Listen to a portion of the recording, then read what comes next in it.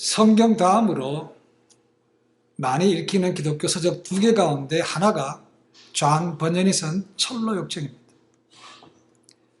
그 철로역정에서 이 번연이 아주 재밌는 얘기를 하고 있습니다. 노아의 가족들에 관한 얘기입니다. 하나님께서 노아에게 앞으로 홍수가 임할 것이다, 방주를 지으라고 하셨습니다. 그런 다음에 방주를 다 지으니까 하나님께서 동물들을 데리고 오라고 하셨습니다. 그렇죠? 그래서 번연이 질문합니다. 노아와 그의 가족들이 어떻게 해서 그 많은 동물들을 데려왔을까? 그물을 쳤을까?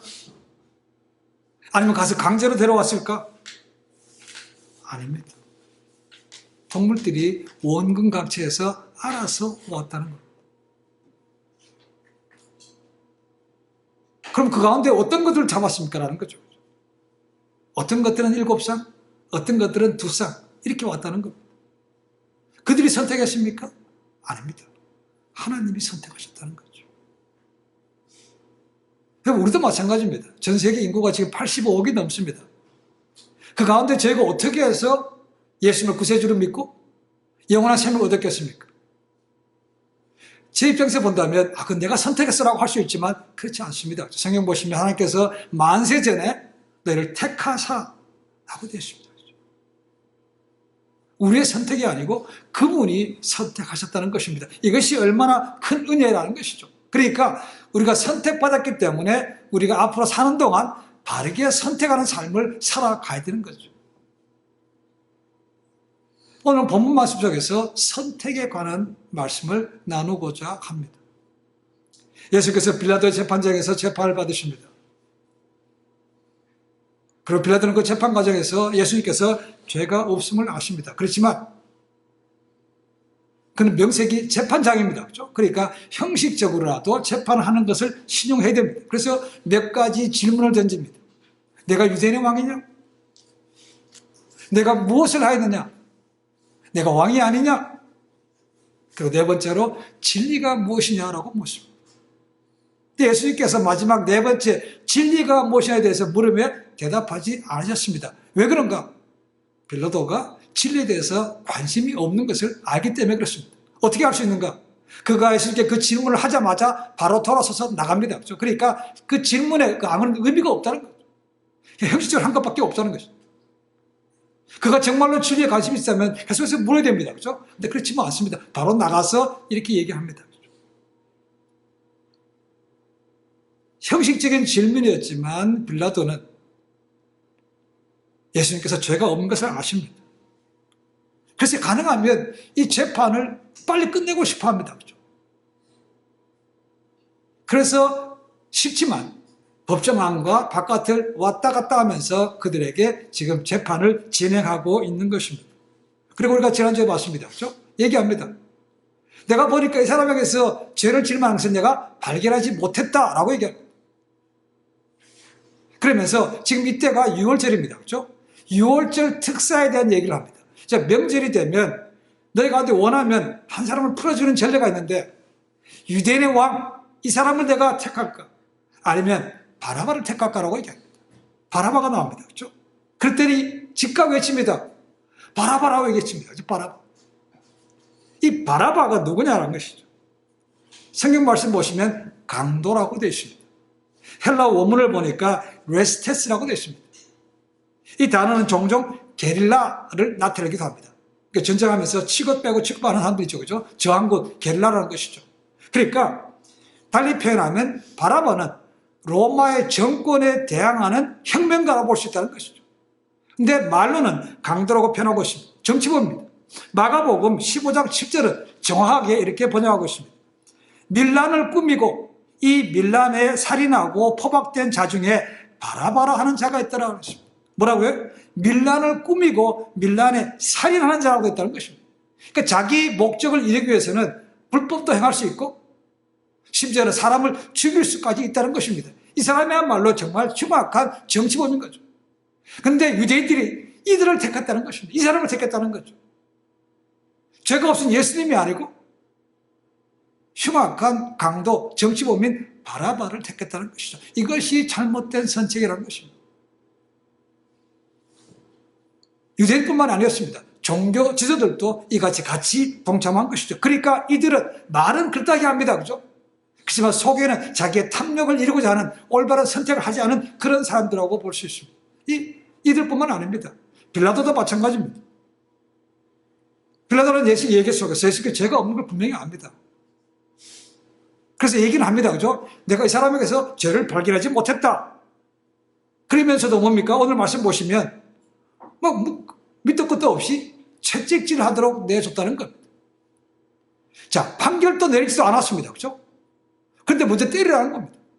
그러니까 이것도 잘못된 선택이죠. 그죠? 그럼 왜 빌라도가 판결 내리기도 전에 채찍질하고 내줬을까라는 겁니다.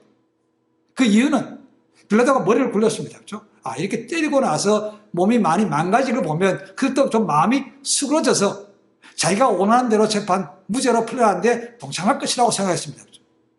근데 결과는 전혀 달랐습니다. 자, 채찍으로 때렸다고 되어 있습니다.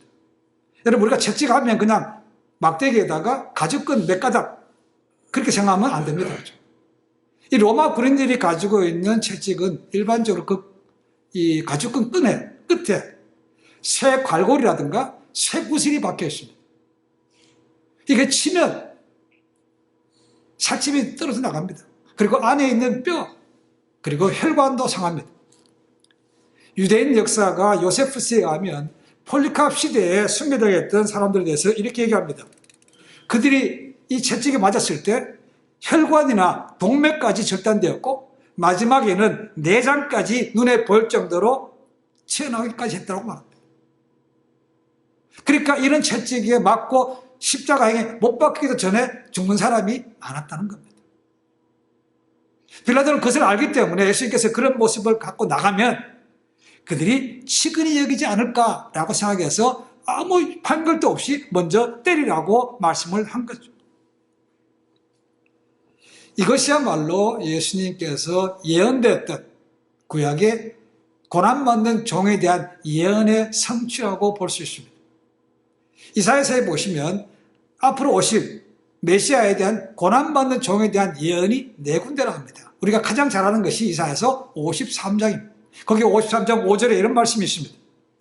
그가 찔림은 우리의 허물을 인하며 그가 상함은 우리의 죄악을 인함이라. 그가 징계를 받음으로 우리가 평화를 누리고 그가 채찍에 맞음으로 우리가 나음을 입었도다.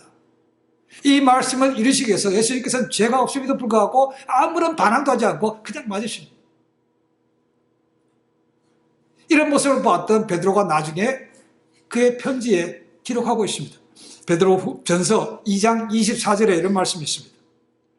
친히 나무에 달려 그 몸으로 우리 죄를 담당하셨으니 이는 우리로 죄에 대하여 죽고 의에 대하여 살게 하려 하심이라. 저가 채찍에 맞음으로 너희는 나음을 얻었나니라고 되어 있습니다. 이것이 불법 재판이요 불법적인 선택에도 불구하고 예수님은 그냥 말씀을 이루시기 위해서 그냥 가만히 계셨다는 겁니다.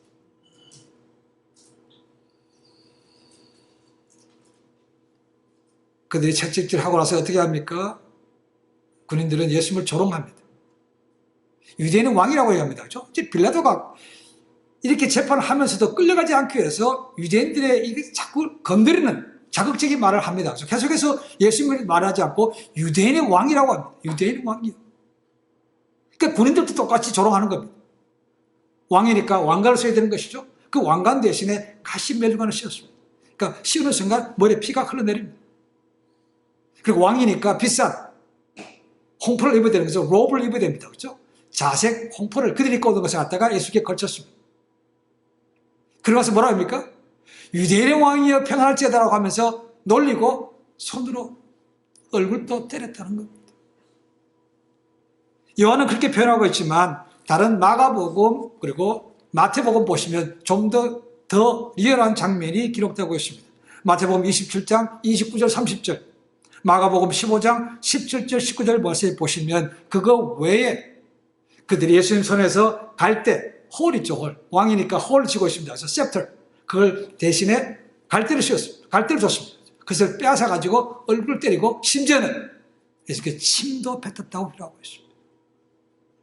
이런 모욕을 하나님의 아들이시고 하나님 예수님께서 그냥 다 받으셨다는 거예요. 이것이 예언의 성취라는 거죠. 빌라도는 그렇게 채찍으로 맞은 피투성이가 된 예수님을 사람들 앞에 끌고 나갑니다. 보라, 이 사람이라는 거죠.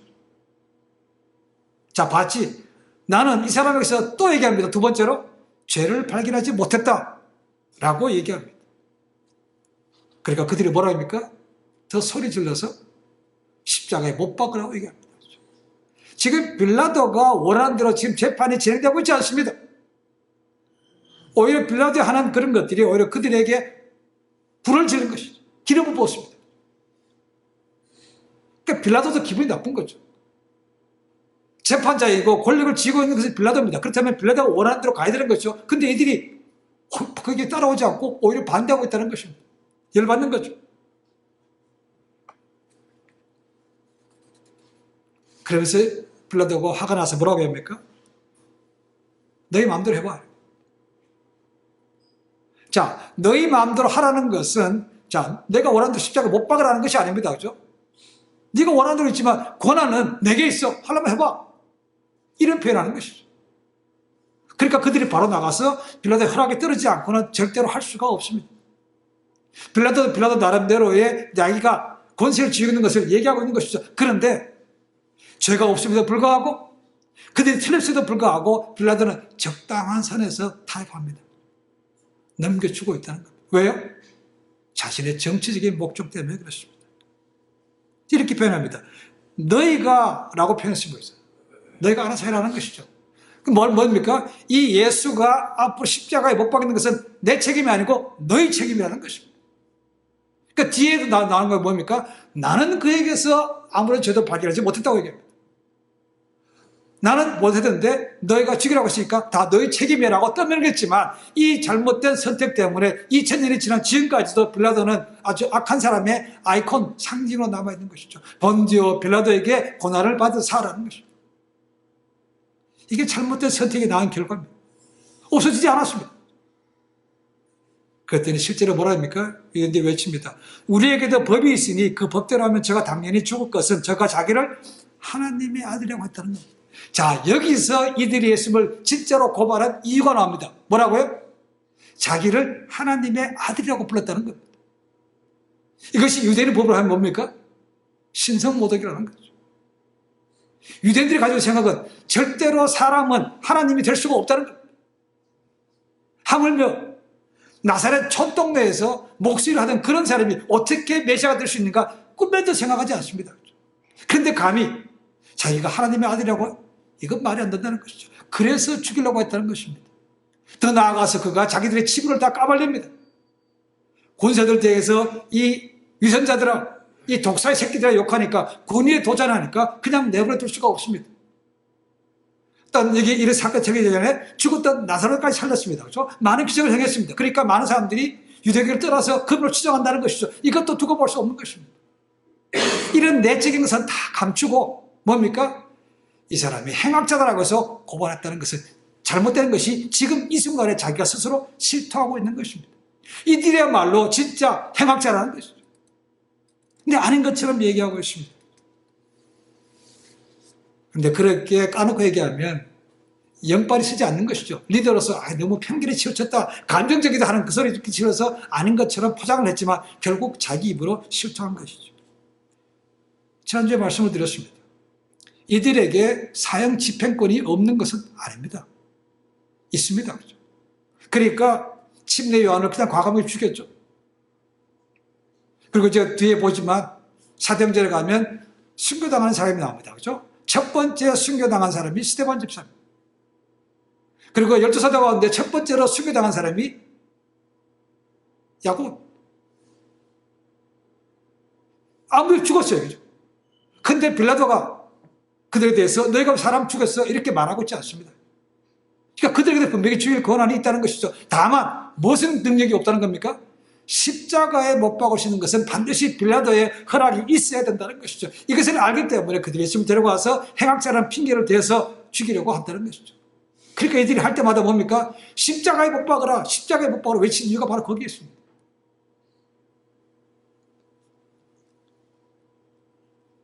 이 예수님에 대해서 고발했던 이 사람들이 나중에 스데반 집사를 죽일 때 똑같이 그 물에도 있었던 사람이라고 얘기했습니다.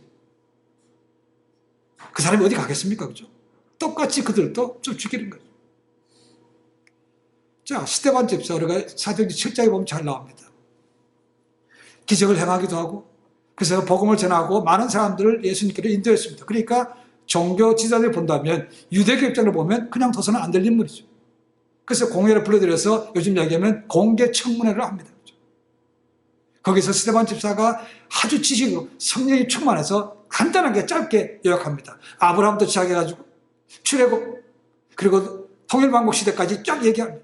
그런 다음에 이런 말을 합니다. 사도행전 7장 51절부터 53절에 이런 말씀이 있습니다. 목이 곱고 마음과 귀에 할례를 받지 못한 사람들아, 너희가 항상 성령을 거스려 너희 조상과 같이 너희도 하는도다. 너희 조상들은 선지자 중에 누구를 핍박치 아니하였느냐? 의인이 오시라 예고한 자들을 너희가 죽였고 이제 너희는 그 의인을 잡아준 자요 살인한 자가 되나니 너희가 천사가 전한 율법을 받고도 지키지 아니하였도다 라고 얘기해요. 이 말을 들었던 거기에 모였던 무리들이 어떻게 합니까? 마음에 찔렸습니다. 그런데 귀를 막고 소리 지르면서 스데반을 돌려쳐 죽였다는 겁니다. 결정적인 것은 스데반 집사가 이를 말한 다음에 마지막에 한 말이었습니다. 보라, 내가 예수님께서 하나님 보좌 우편에 서신 것을 내가 본다라고 했다는 것입니다. 자기들은 못 보는데 스데반이 봤다는 겁니다. 그러니까 확 열받았습니다. 그래서 그 자리에서 바로 돌로 쳐 죽이게 됩니다. 그 자리에 누가 있었습니까? 나중에 바울이 될 사울이 그 자리에 있었습니다. 바른 말을 듣고 찔립니다. 그죠? 이건 정상입니다. 쇠사도 양심인 사람이라면 찔림이 맞습니다. 그죠? 근데 찔림을 받고 난 다음에 반응은 두 가지가 나타납니다. 다 사도행전에 나옵니다. 첫 번째는 베드로가 설교할 때 있었던 무리들이었고, 두 번째는 스데반 집사가 재판받을 때 모였던 사람들이었습니다. 베드로가 그들 향해서 얘기합니다. 설교합니다. 그렇죠? 너희가 하나님께 보내신 그 아들 예수님을 십자가에 못 박았다는 것입니다. 그럴 때 사람들이 뭐라고 합니까? What shall we do? 우리가 어떻게 됐냐고 얘기합니다.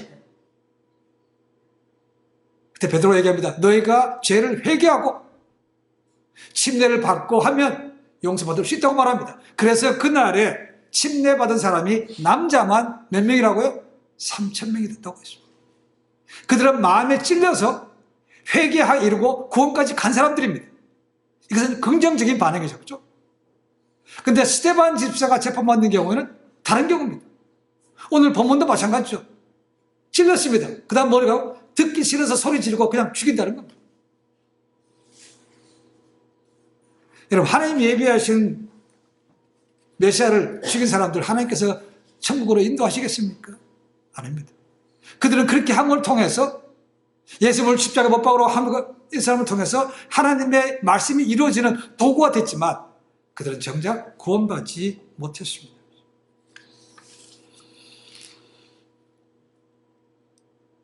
우리에게도 앞으로 살 때 기회가 옵니다.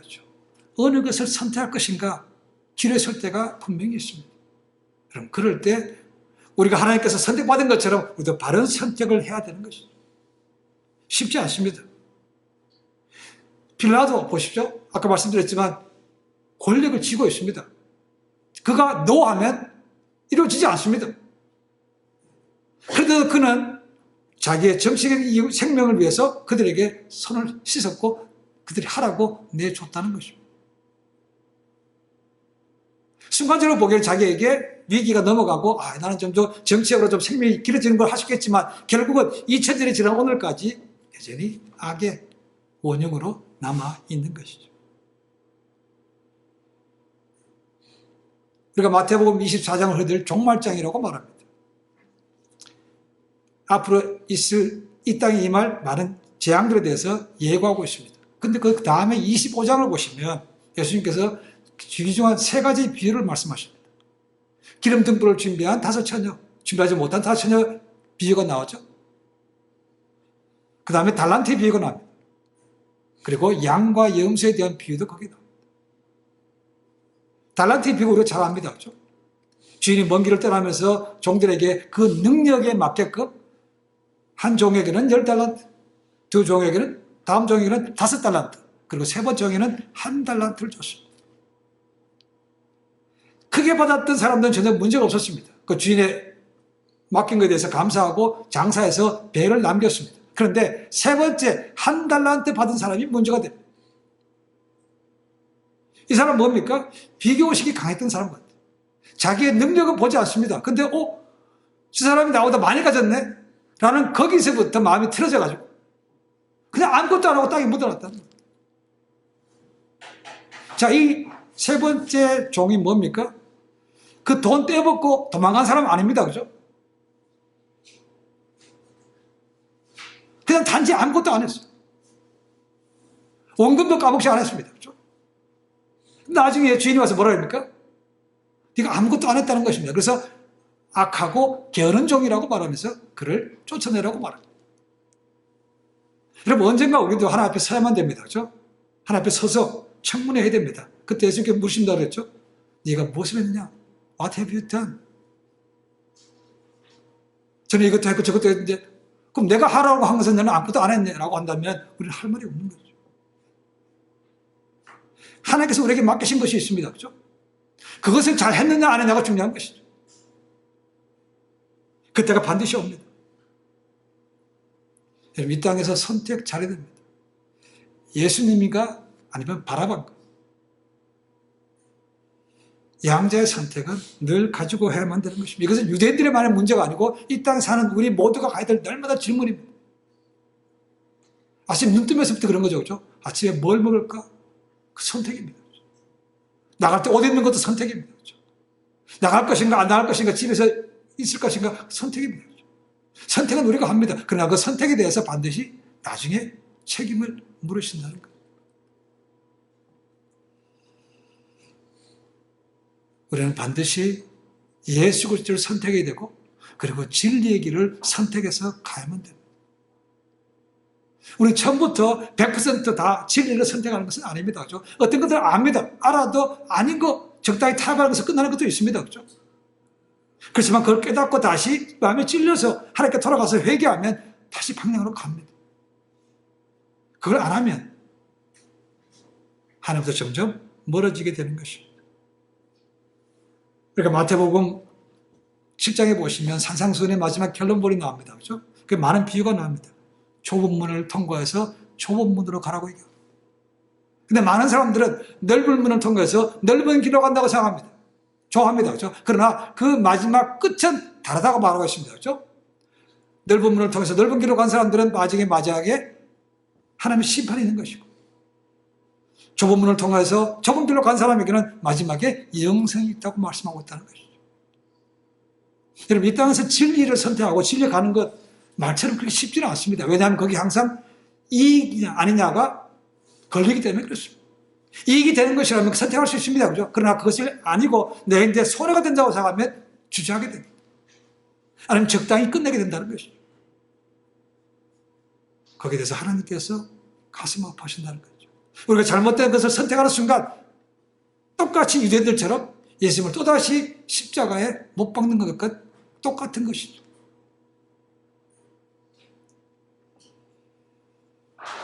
종교개혁자 가운데 루터와 함께 양대 산맥이 존 칼빈입니다. 그는 많은 신앙의 좋은 유산들을 남겼습니다. 그래서 기독교가 부흥하게 되고 많은 사람이 주님께로 돌아왔습니다. 그런데 그의 형이 한 명 있습니다. 찰스 칼빈입니다. 이 사람은 세상에서 보기에 악한 불의자였습니다. 그 불안당이었습니다. 한번 생각해 보십시오.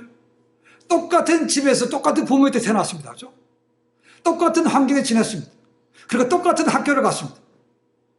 근데 한 사람은 좋은 사람이 됐고 한 사람은 세상에서 있어서는 안 될 사람이 됐습니다. 무엇이 달랐습니까? 선택이 달랐습니다. 칼빈은 예수님을 택했습니다. 근데 형이었던 찰스 칼빈은 자기의 욕망을 택했습니다. 내가 하고 싶은 대로 할래. 그 길로 가다가 결국은 세상에서 있어서는 안 되는 사람이 되고 말았습니다. 여러분, 예수님께서 말씀하셨던 제자도의 핵심이 뭡니까? 나를 따르는 것이죠. 근데 그 앞에 그를 따르기 위해서는 뭐가 있어야 됩니까? 자기를 부인하고 있습니다. 여러분, 자기를 부인하지 않으면 결코 바른 선택을 할 수 없습니다. 내 자아를 죽여야만 된다는 것이죠. 내 자아를 죽이지 못하면 예수님을 택하는 것이 아니고 뭡니까? 바라바를 택할 수밖에 없다는 것이죠. 욕망에 따라 갈 수밖에 없다는 거죠. 그래서 인생은 선택의 연속이라고 말합니다. 인생 선택. 모든 게 다 선택입니다. 오늘 교회에 올까 안 올까 그것도 선택입니다. 어떤 마음으로 왔든지 교회에 온 것은 하나님께서 발걸음 인도하셨고 그 다음에 은혜를 줍니다. 아는 사람들은 편해서 지냈지만 그것은 다른 문제입니다. 모든 것은 언젠가 하나님 앞에 섰을 때 명백히 드러나게 됩니다. 이 땅에 사는 동안 갈림길에 섰을 때 여러분 생각하십시오. 뭘 하든지 간에 진리를 택하시고 예수님을 택하셔야 마지막에 영생의 길로 갈 수가 있습니다. 때로는 바르지 않게 선택할지라도 돌이키시면 됩니다. 우리에게 그런 기회는 주어집니다. 그래서 바른 길을 택함을 통해서 영원한 생명을 얻을 뿐만 아니고 이 땅에서 풍성한 평안한 삶을 누리는 그런 귀한 믿음의 자녀가 되기를 주님을 간절히 축원해 드립니다. 기도하겠습니다.